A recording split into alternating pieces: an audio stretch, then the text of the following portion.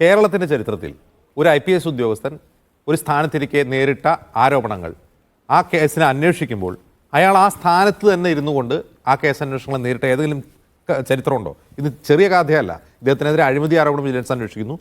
പോലീസിൻ്റെ വ്യത്യസ്ത സംഘങ്ങൾ കൊലപാതകം, ആളെ തട്ടിക്കൊണ്ടുപോകൽ, സ്വർണം പൊട്ടിക്കൽ തുടങ്ങിയ ആരോപണങ്ങൾ അന്വേഷിക്കുന്നു. തൃശ്ശൂർ പൂരം കലക്കിയതിനെ പറ്റി മറ്റൊരു അന്വേഷണം നടക്കുന്നു.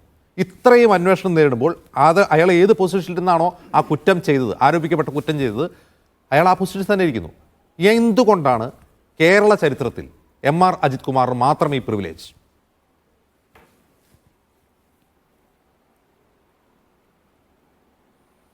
അജിംസെ, ഇപ്പം ഞാനിതിനൊക്കെ മറുപടി പറഞ്ഞാൽ നമ്മുടെ ചങ്ങാതിക്ക് തോന്നും ഞാൻ ഈ ബാലരമയിലെ കുട്ടൂസിൻ്റെയും ഡാഗിനിയുടെയും ലുട്ടാപ്പിയുടെയും എല്ലാം കഥ പറയുകയാണ് എന്ന് അദ്ദേഹത്തിന് തോന്നും. നമ്മുടെ കുട്ടികൾ അതൊക്കെ വായിച്ച് തന്നെ വളരട്ടെ, കുഴപ്പമില്ല. കോൺഗ്രസ്സുകാർ വിചാരധാര വായിച്ച് തന്നെ വല്ലാതെ വികാര വിജൃംഭിതരാകട്ടെ എന്ന് മാത്രമേ എനിക്ക് പറയാനുള്ളൂ. സെക്രട്ടേറിയറ്റ് നടയിൽ കോൺഗ്രസ് നേതാക്കൾ ഉപവാസ സമരം നടത്തുമ്പോൾ അവിടെ അവരെ സന്ദർശിക്കാനായി വന്ന പ്രമുഖർ ആരായിരുന്നു എന്നത് നമ്മളാരും വല്ലാതെ അങ്ങ് മറന്നു പോയിട്ടില്ല. ഇവിടെ ഈ KG മാരാർ തൻ്റെ ആത്മകഥയിൽ എഴുതിയിട്ടുള്ള കാര്യങ്ങളെല്ലാം ഇപ്പോൾ കേരളം വിസ്മൃതിയിലേക്കൊന്നും തള്ളിക്കളഞ്ഞിട്ടില്ല. കോൺഗ്രസ് നേതാക്കൾ കേരളത്തിൽ BJPയുമായി ഉണ്ടാക്കിയിരുന്നതായ അവിശുദ്ധ സഖ്യത്തെ സംബന്ധിച്ച് ഇപ്പോൾ ഈ അവസാനം നമ്മൾ ഈ ചർച്ച തീരുന്നതിന് മുമ്പ് ഞാനിപ്പോൾ ഇത് പറയാൻ പോകുന്നില്ല. പറഞ്ഞാൽ ഇനിയിപ്പോൾ പറയും ജമ്മു കാശ്മീർ തൊട്ട് ഇങ്ങോട്ടുള്ള കാര്യങ്ങളെല്ലാം പറയുകയാണ്. നമ്മൾ ചർച്ച എന്നുള്ളത് തന്നെ ഞാനതുകൊണ്ടാണ് ആദ്യമേ നമ്മൾ പറഞ്ഞത് ഈ കാര്യത്തെ സംബന്ധിച്ചുള്ളതിൽ. നമ്മൾ ചർച്ച ഒരു വിഷയം, ആ വിഷയത്തിൽ നിന്ന് മറ്റൊരു വിഷയം, ആ വിഷയത്തിൽ നിന്ന് വേറൊരു വിഷയം, അങ്ങനെ പല കാര്യങ്ങളിലേക്ക് പോകുന്നത്.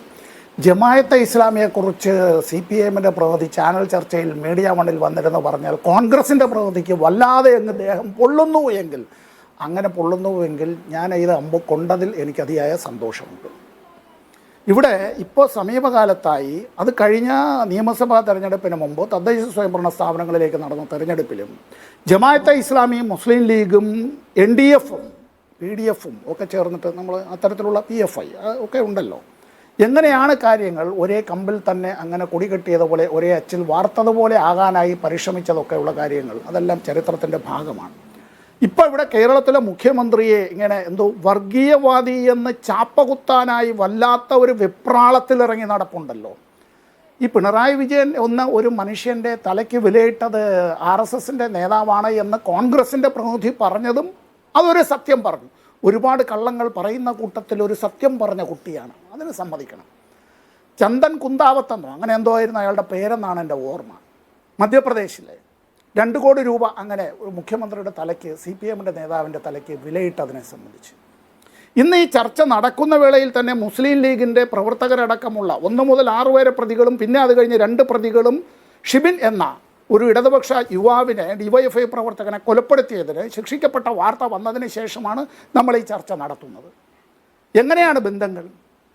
ഇപ്പോൾ ഇത്തരം കാര്യങ്ങൾ, ചില കാര്യങ്ങൾ പറയുമ്പോൾ പൊള്ളുന്നു എന്നുള്ളത്, ഇത് CPIഎമ്മിനോട് ചോദിച്ചിട്ട് മറുപടി പറഞ്ഞില്ല. അത് പറയുമ്പോൾ CPIഎമ്മിന് പൊള്ളുന്നു എന്നുള്ള നിലയിലേക്ക് പറയണ്ട. ഞങ്ങളിത് 4 വോട്ടിന് വേണ്ടിയിട്ടോ ഏതെങ്കിലും സീറ്റിന് വേണ്ടിയിട്ടോ മാത്രമായിട്ട് രാഷ്ട്രീയ പ്രവർത്തനം തുടങ്ങിയവരും നടത്തിക്കൊണ്ട് പോകുന്നവരുമല്ല, അങ്ങനെ വെച്ച് അവസാനിപ്പിക്കുന്നവരുമല്ല.